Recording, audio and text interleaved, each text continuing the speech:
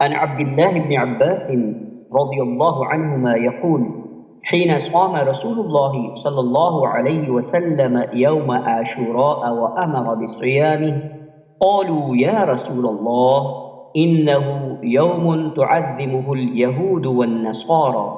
فقال رسول الله صلى الله عليه وسلم: فإذا كان العام المقبل إن شاء الله صمنا اليوم التاسع.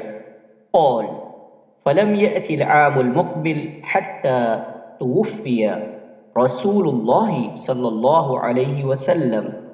सही मुस्लिम।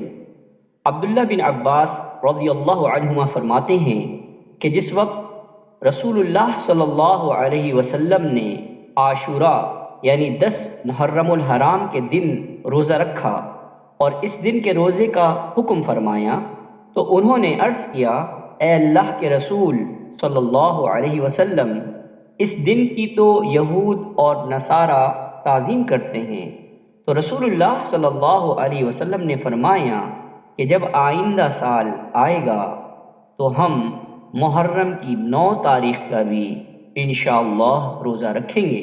अलगर्ज़ अब्दुल्ला बिन अब्बास रज़ियल्लाहु अन्हु ने कहा, अभी आइंदा साल नहीं आया था कि रसूलुल्लाह सल्लल्लाहु अलैहि वसल्लम वफ़ात पा गए।